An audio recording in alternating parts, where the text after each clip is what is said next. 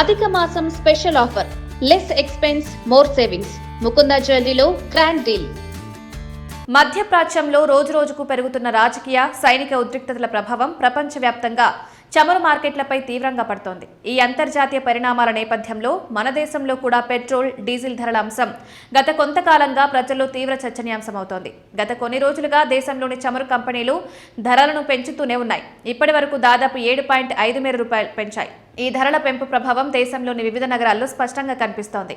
ప్రస్తుతం ఆంధ్రప్రదేశ్లో విజయవాడలో లీటర్ పెట్రోల్ ధర సుమారు 117.75 ఉండగా డీజిల్ ధర 105.73గా ఉంది. తెలంగాణ రాజధాని హైదరాబాద్లో లీటర్ పెట్రోల్ ధర 115.73, డీజిల్ ధర 103.82 వద్ద ఉంది. అయితే పెట్రోల్ అసలు బేస్ ధర దీనికంటే చాలా తక్కువగా ఉంటుంది.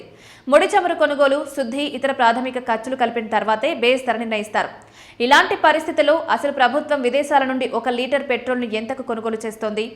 అంతర్జాతీయ మార్కెట్లు తక్కువగా ఉండే ధర మన చేతికొచ్చేసరికి ఎలా రెట్టింపు అవుతోంది అనే సందేహాలు సాధారణ వినియోగదారుల మనసుల్లో మెదులుతున్నాయి. భారతదేశానికి స్వంతంగా చమురు నిల్వలు చాలా తక్కువగా ఉన్నాయి. అందుకే మన దేశం మొత్తం ముడి చమురు అవసరాల్లో దాదాపు 85 నుండి 90% వరకు విదేశీ దిగుమతులపైనే ఆధారపడుతోంది. అంతర్జాతీయ మార్కెట్లో ఎలాంటి ఒడిదుడుకులు వచ్చినా మన దేశీయ ధరలు ప్రభావితం కావడానికి ఇదే ప్రధాన కారణం. ప్రస్తుతం భారత్ కేవలం ఒక్క ప్రాంతంపైనే ఆధారపడకుండా Russia, Iraq, Saudi Arabia, United Arab Emirates, America, ఇరాన్తో సహా ప్రపంచవ్యాప్తంగా 40కి పైగా దేశాల నుండి ముడి చమురును కొనుగోలు చేస్తోంది. దీనివల్ల ప్రపంచంలో ఎక్కడ సమస్య వచ్చినా ప్రత్యామ్నాయ మార్గాలు అందుబాటులో ఉంటున్నాయి.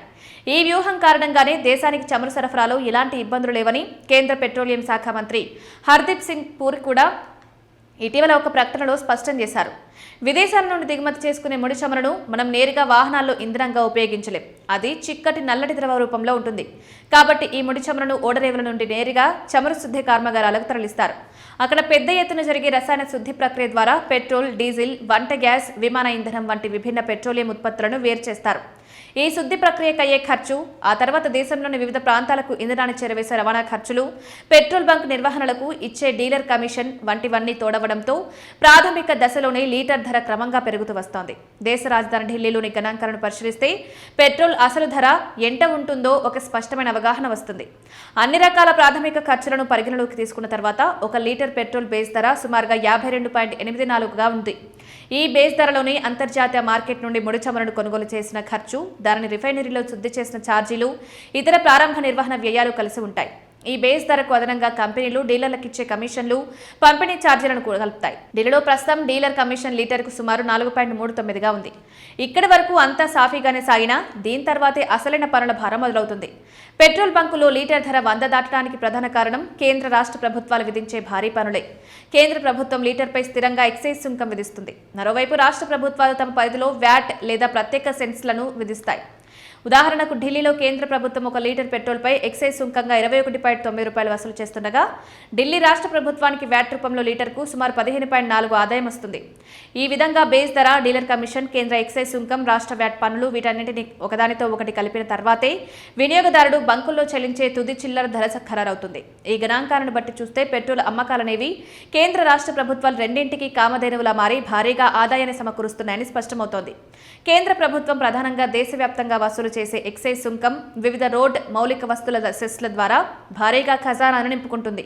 అదే సమయంలో రాష్ట్ర ప్రభుత్వాలు తమ సొంత రాబడి కోసం వ్యాట్ పనులపైనే పూర్తిగా ఆధారపడతాయి.